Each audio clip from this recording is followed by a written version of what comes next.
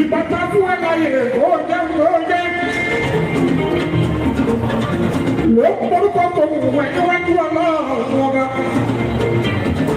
ọba bí ọlọ́run kò mọ̀ sí o.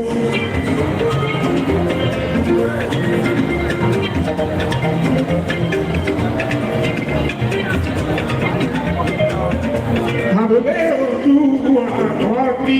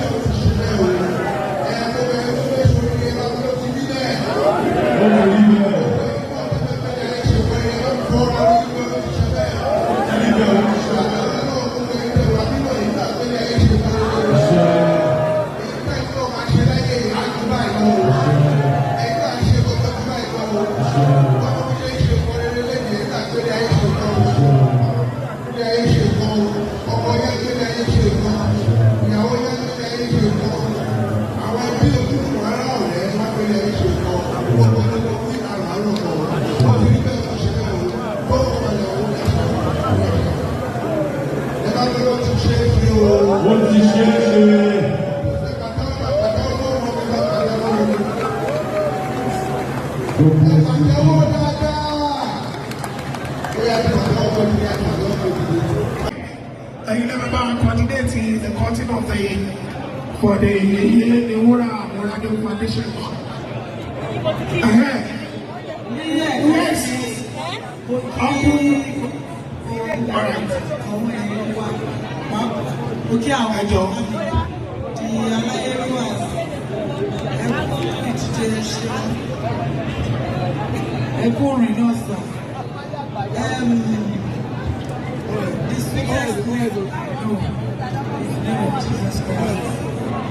And that name, we go back to my wallet. So, Honorable, àṣírí Al-Qur'ani yẹn, ìyàwó ìkájú ọgbà, àṣírí Al-Qur'ani yẹn. You think Rabuka All right, we're waiting for the Saru Odua.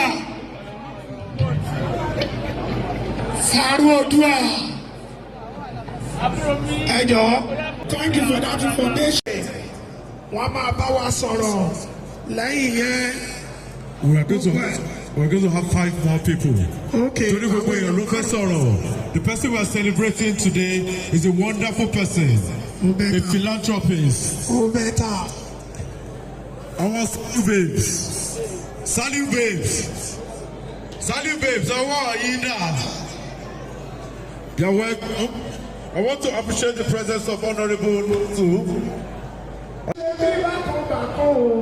Salim babes.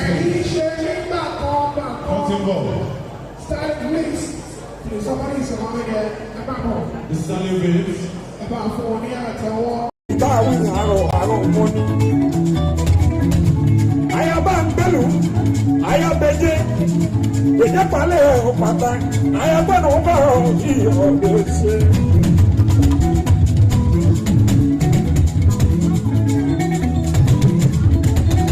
Yami mama oseyo. Yami mama oseyo, azati obata wo.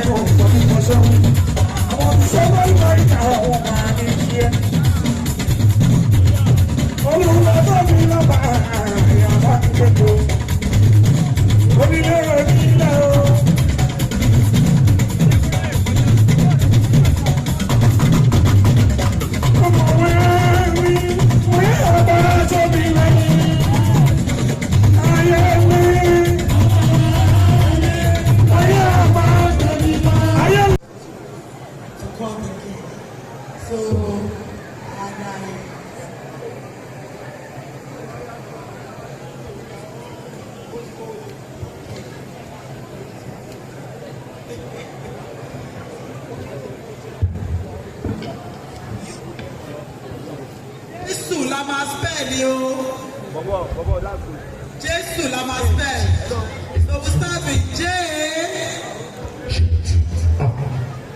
J. Ó yà pé mi kọ́ ni mò ń pè o. J. E. Jésù ni kò ṣe Jesus o. J. E. S. U. A round of applause. as we cut the cake for the Yeye Rural Welfare Foundation. So Thank now, you. immediately after that, we are cutting to the birthday cake. Láti wọn tí wọ́n máa darí gígé kéèkì birthday pẹ̀lú àṣẹ. Beautiful in and out with a large heart. We wish you joy today and always. And on that joy, we will spell and cut the cake and celebrate with her today. But we wish you joy today, tomorrow, forever, in all that concerns you and yours. So please spell with me. J. O. Y. And together we say joy.